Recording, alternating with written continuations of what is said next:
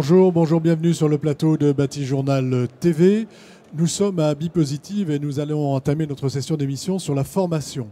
Avec moi, Pascal Chazal. Pascal Chazal, bonjour.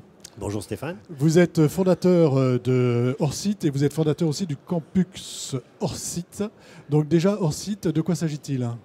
Alors, donc, Hors-Site, c'est quelque chose d'un petit peu nouveau en France. C'est une traduction du terme anglais de off-site building. En fait, pour simplifier, la construction hors-site, c'est finalement construire en deux temps. Dans un premier temps, on va construire dans une usine en utilisant des méthodes efficaces des éléments. Ces éléments, on va les transporter sur le chantier et sur le chantier, on va les assembler rapidement. Donc Ces éléments sont plutôt en bois, en béton, parce que la préfabrication, c'est pas quelque chose de vraiment, enfin de nouveau, on va dire, on connaît la préfa béton. Est-ce que c'est quelque chose qui est plutôt matériau bois ou tout matériau ? Alors, en fait, c'est tout matériau. Donc, effectivement, vous avez raison de dire que la préfabrication, c'est pas nouveau. On utilise la préfabrication depuis toujours. J'ai souvent tendance à prendre comme exemple l'Empire State Building, que tout le monde connaît, qui a été préfabriqué dans des proportions très, très importantes. Et l'Empire State Building a été construit en 13 mois, en 1930. Donc, c'est assez prodigieux. Et la préfabrication a été beaucoup oubliée en France, notamment à partir des années 75-80. Et on est en train de redécouvrir maintenant la préfabrication au travers de ce mouvement de construction hors site. Donc ça peut être effectivement avec du bois, ça peut être avec de l'acier, ça peut être avec du béton. On peut faire un mélange des deux, on peut faire un mélange des trois. Ça peut être aussi des systèmes. On peut préfabriquer des gaines techniques, on peut préfabriquer des installations de CVC. Ce qui est important, c'est la démarche. On va être dans une démarche que les anglo-saxons appellent le DFMA, c'est Design for Manufacture. Je vais concevoir pour préfabriquer. Et c'est ça qui est une vraie différence. Voilà, donc on va concevoir pour préfabriquer, mais peut-être qu'on manque de formation pour le faire. Exactement. D'où l'idée de faire ce campus hors site. Alors, est-ce que vous pouvez nous dire en quoi consiste cette formation ? Oui, tout à fait. Alors, en fait, c'est vraiment un problème culturel. En France, la formation, à 100%, qu'elle soit pour les architectes, qu'elle soit pour les ingénieurs, qu'elle soit pour les ouvriers du bâtiment, c'est une formation qui est centrée sur le chantier. C'est la culture de manière claire. Voilà, on est des gens de chantier. On est des gens de chantier. Et d'ailleurs, quand on va vers la préfabrication, aujourd'hui en France, on le fait régulièrement. On va faire de la construction bois, on va faire de la construction modulaire, mais on y va, j'allais dire, avec ses souliers de chantier. On reste dans ses habitudes et d'ailleurs c'est sans doute une des raisons au faible développement de ces méthodes en France, parce que ce n'est pas en utilisant les méthodes de chantier qu'on va réussir dans une vision industrielle. Donc là, l'idée, c'est d'apporter la connaissance sur cette question-là et vous apporter cette connaissance à tous les acteurs du projet. Exactement. Donc cette forme, alors on va essayer d'être didactique, on va dire, nous aussi.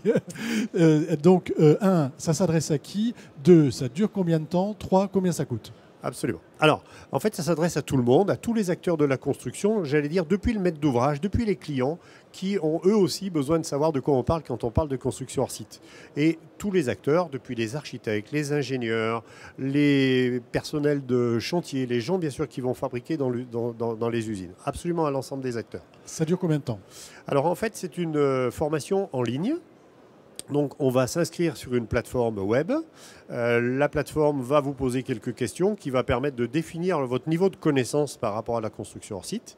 Et à partir de votre niveau de connaissance, va vous proposer un parcours de formation. Et ce parcours de formation, vous le suivez à votre rythme. Et vous pouvez travailler 24 heures sur 24 comme n'y venir que quelques heures par mois.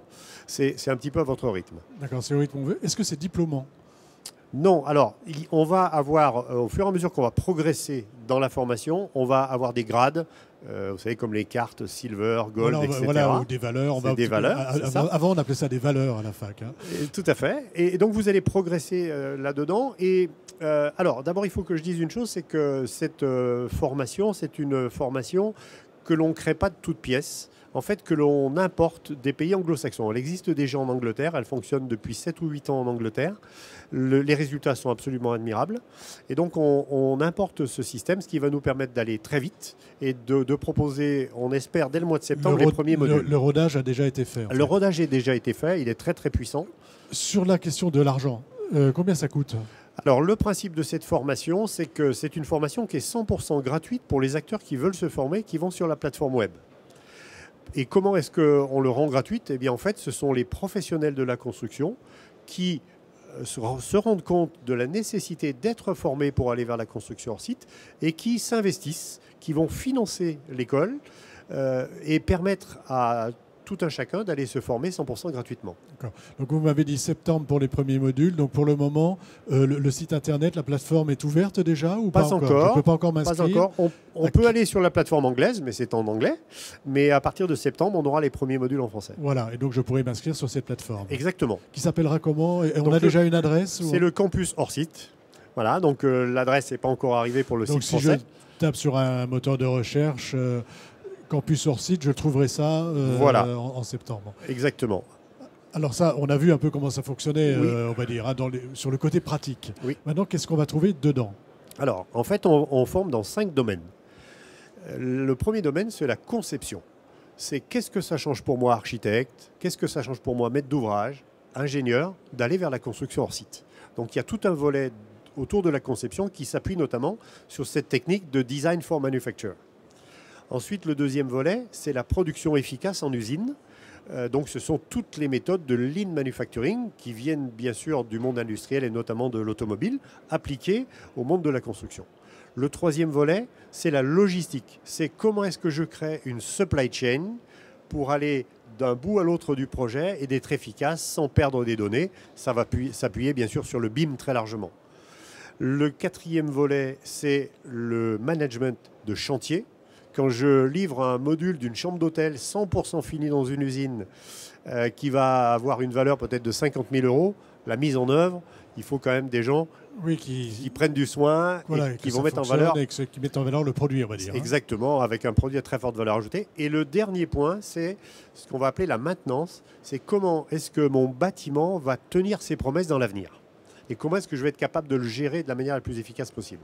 Ça veut dire que moi, architecte, par exemple, je vais me former à l'ensemble de ces questions-là, ou est-ce qu'il y a des formations dédiées spécifiquement aux architectes, spécifiquement aux constructeurs, spécifiquement aux maîtres d'ouvrage ou à un économiste, par exemple? Alors bien sûr, un architecte n'a pas besoin de connaître toutes les méthodes de production lean manufacturing en usine. Ce qui est intéressant pour lui, c'est d'avoir un peu de pédagogie autour de ça, de comprendre que quand je vais dessiner un bâtiment hors site, pour être préfabriqué, il va falloir que je m'y prenne un petit peu autrement.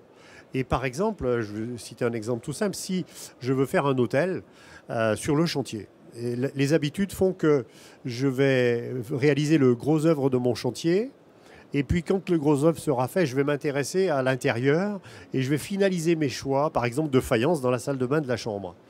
Ce qui veut dire que je m'y prends très tard finalement. Si je veux faire le même hôtel en préfabriquant à 100% mes chambres dans une usine, le choix de la faïence, je dois le faire alors que les fondations ne sont pas commencées. Il faut juste comprendre ces nouveaux codes, si vous voulez.